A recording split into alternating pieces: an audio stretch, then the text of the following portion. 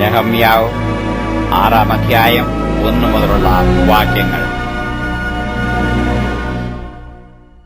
എന്നാൽ ഞാൻ മതിൽ പണിത് ആ കാലത്ത് പടിവാതിലുകൾക്ക് കതകുകൾ വെച്ചിരുന്നില്ലെങ്കിലും അറ്റകുറ്റമൊന്നും ശേഷിപ്പില്ലെന്ന് സൻബല്ലത്തും തോബിയാവും അരാബ്യനായ ഗേശേമും ഞങ്ങളുടെ മറ്റു ശത്രുക്കളും കേട്ടപ്പോൾ സൻബല്ലത്തും ഗേശേമും എന്റെ അടുക്കൽ ആളയച്ചു, വരിക, നാം ഓനോ സമഭൂമിയിലെ ഒരു ഗ്രാമത്തിൽ യോഗം കൂടുക എന്ന് പറയിച്ചു.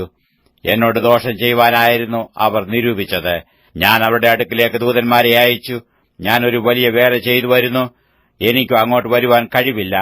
ഞാൻ വേല വിട്ട് നിങ്ങളുടെ അടുക്കൽ വരുന്നതിനാൽ അതിന് മിനക്കേട് വരുത്തുന്നത് എന്തിന് എന്ന് പറയിച്ചു. അവർ 4 പ്രാവശ്യം ഇങ്ങനെ എന്റെ അടുക്കൽ ആളയച്ചു. ഞാനും ഈ വിധം തന്നെ മറുപടി പറഞ്ഞയച്ചു.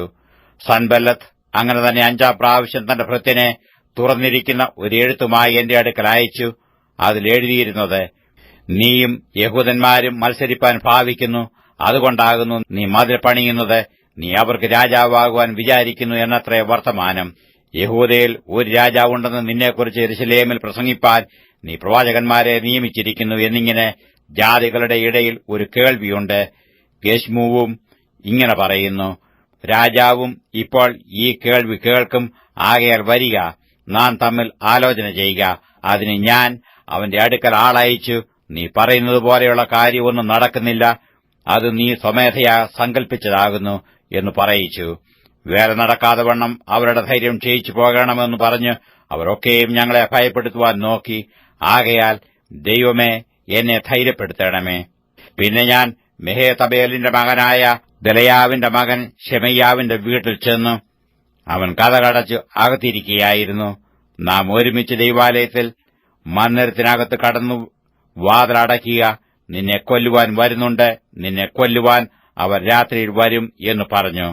അതിന് ഞാൻ, എന്നെപ്പോലെയുള്ള ഒരാൾ ഓടിപ്പോകുമോ? എന്നെപ്പോലെയുള്ള ഒരുത്തൻ ജീവരക്ഷയ്ക്കായി മന്ദിരത്തിലേക്ക് പോകുമോ? ഞാൻ പോകയില്ല എന്ന് പറഞ്ഞു. ദൈവം അവനെ അയച്ചിട്ടില്ല. തോബിയാവും സൻബല്ലത്തും അവന് കൂലി കൊടുത്തിരുന്നതുകൊണ്ട് അവൻ എനിക്ക് വിരോധമായി ആ പ്രവചനം പറഞ്ഞതേയുള്ളൂ എന്ന് എനിക്ക് മനസ്സിലായി.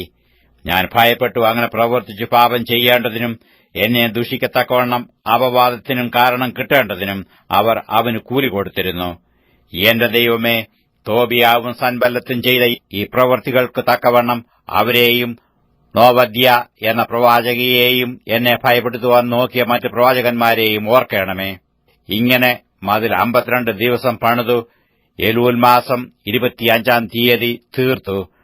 ഞങ്ങളുടെ സകല ശത്രുക്കളും അത് കേട്ടപ്പോൾ ഞങ്ങളുടെ ചുറ്റുമുള്ള ജാതികൾ ആകെ ഭയപ്പെട്ടു. അവർ തങ്ങൾക്ക് തന്നെ അല്പന്മാരായി തോന്നി. ഈ പ്രവൃത്തി ഞങ്ങളുടെ ദൈവത്തിന്റെ സഹായത്താൽ സാധ്യമായി എന്ന് അവർ ഗ്രഹിച്ചു. ആ കാലത്ത് യഹൂദ പ്രഭുക്കന്മാർ തോബിയാവിനു അനേകം എഴുത്തയക്കുകയും തോബിയാവിന്റെ എഴുത്ത് അവർക്ക് വരികയും ചെയ്തു. അവൻ ആരഹിന്റെ മകനായ ശെഖന്യാവിന്റെ മരുമകനായിരുന്നതുകൊണ്ടും അവന്റെ മകൻ യോഹാനാൻ ബെരാഖ്യാവിന്റെ മകനായ മെശുല്ലാമിന്റെ മകളെ വിവാഹം ചെയ്തിരുന്നതുകൊണ്ടും യഹൂദയിൽ അനേകർ അവനുമായി സത്യബന്ധം ചെയ്തിരുന്നു. അത്രയുമല്ല, അവർ അവന്റെ ഗുണങ്ങളെ എന്റെ മുമ്പാകെ പ്രസ്താവിക്കുകയും എന്റെ വാക്കുകളെ അവന്റെ അടുക്കൽ ചെന്ന് അറിയിക്കുകയും ചെയ്തു. അതുകൊണ്ട് എന്നെ ഭയപ്പെടുത്തുവാൻ തോബിയാവ് എഴുത്ത് അയച്ചുകൊണ്ടിരുന്നു.